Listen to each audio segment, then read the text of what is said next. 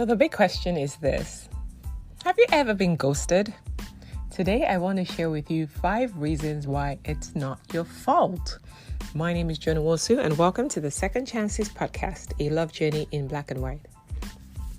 Have you ever wondered why, despite the sparks flying and the laughters on your dates, you suddenly find yourself staring at a blank, silent phone? Well, you're not alone. Today, I want to dive into this whirlwind world of dating and talk about the truth behind why men ghost. And most importantly, why it's not a reflection of you or your worth. The first point I want to make is fear of confrontation.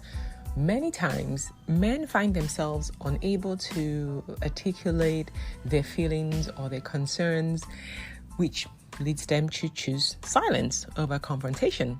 So it's not about what you did or didn't do. It's more about their own struggle with vulnerability and being open to having a conversation about why it's not working or why they don't see a way forward. So it's on them. Their fear of confrontation leads them to ghosting and running away. The second reason is they're just not ready. Sometimes individuals go into this dating scene, especially online dating, carrying a lot of baggage from their past experiences or a lot of personal insecurities. And so when things start to look like they're about to get serious, then the weight of having to commit becomes a bit too much. And what do? They run away. So again, it's not a reflection on whether you're desirable or whether you're worthy or whether you're a great catch. But sometimes it's just a sign that they're not ready yet. Their journey is not at the point where they want to move on to the next level, especially if you're someone who's looking for a more committed long-term relationship. They might just not be ready, and that's okay. It is not on you. The third reason why men ghost is misaligned expectations, right? So especially on the dating apps, people would usually say that they're looking for one thing. But the truth is, people lie about what it is they're looking for. Not everyone wants the same things, but not everyone is completely honest about what it is they're looking for. And the truth is, some people go on the dating apps not really knowing what they want. So they're completely clueless about what it is they're looking for and still trying to figure out, do I want a fling? Do I want something casual? Do I want a long-term relationship?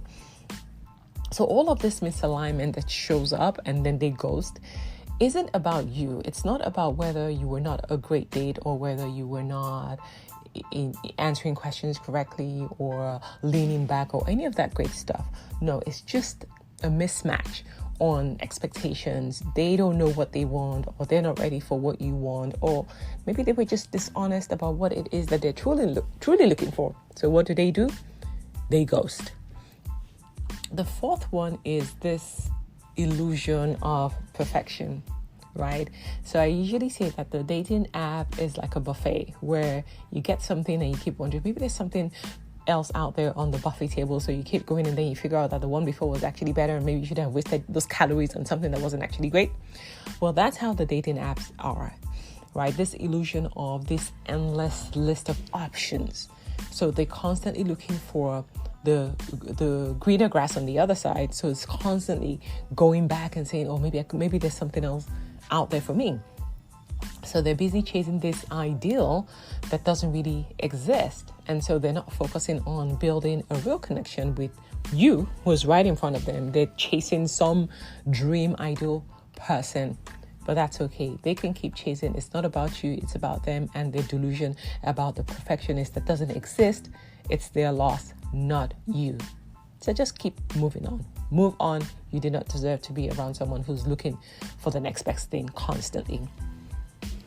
The fifth one, which is my final point on this, is sometimes they just need personal growth, right?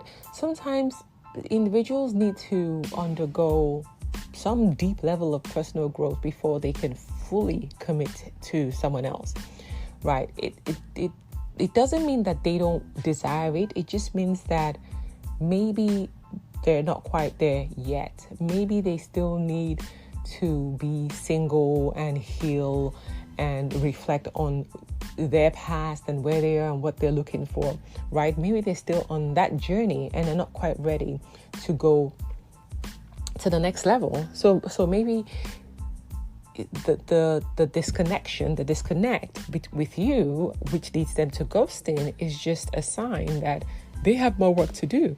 Maybe they thought they were fully healed and they were ready, but maybe they're not. Maybe they just need to go grow some more, and maybe they realize that, and so what do? They ghost, they run away. So it's great on them. Good luck to them and their healing. Maybe that's what they need, the solitude and the reflection and the growth. Wish them well and be on your own merry way. So it has nothing to do with your inadequacy. It just has to do with where they are on their own journey and their lack of readiness to move to the next level, especially if you're looking for a more serious, committed, long-term relationship, right?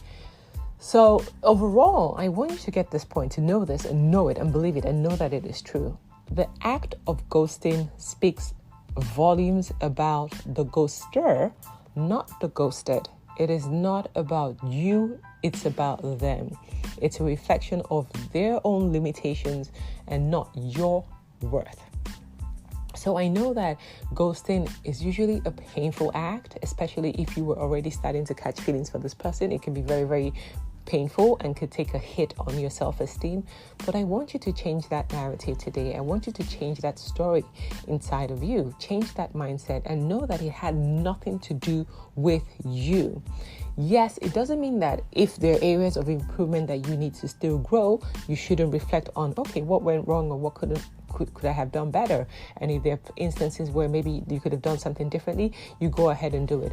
But if you know that you put out the right way, you showed up as your feminine, amazing self, and you were still ghosted and everything seemed great, and it's just this person, for those 5 reasons I've given, for whatever reasons they've chosen to ghost you, it is not about you. Please do not let that take a hit on your self-esteem or on your self-worth, or even put you off dating apps or dating in general. It is not about you, it is about them. We just need to make sure that you're attracting more aligned, better catches. That should be the goal. So if you've been ghosted, right, I want you to take a moment and just reflect on your own journey. Like, look at how far you've come, right? Look at the amount of self-love and growth that you have for yourself. Remember that you are deserving of a love that stays, a connection that deepens, right? A partner who respects you enough to communicate, even when it's hard, not someone who chooses to run away and ghost you. I'm sorry, but in my world, ghosting is unacceptable. And once I've been ghosted, you better stay a ghost. I do not talk to the dead. You are dead, period. So don't let that bother you. Don't let that dissuade you in any way, shape, or form. It's on them. It has nothing to do with you. And I do, this is focused mainly on women, but yes, I can empathize with why some men ghost, because they just don't have the courage to have these conversations. But it still doesn't make it right. I think it's such a childish act of not being able to have a conversation, to just ghost and block someone and just disappear like you never existed. But you, as the amazing feminine being, keep doing you, keep working on yourself, keep going out there, keep showing up as your beautiful self, keep attracting high value men so that you can have the type of beautiful, deep connection, long lasting, committed relationships that you truly desire and you deserve.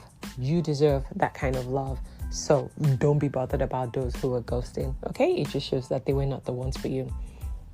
So tell me about some of your ghosting stories. I have a few horror stories myself.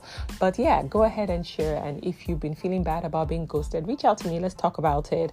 Or if you're looking for ways to deal with a ghoster who has now showed up again, I also have some tips on how to handle some of those situations as well. So I'm always happy to share everything that I know. Remember, you are deserving of an amazing love. Do not settle for less than that. Thank you for listening to today's episode on the Second Chances podcast, a love journey in black and white. Remember, no matter what, ghosting or not, never give up on love. Till next time, sending you love and light.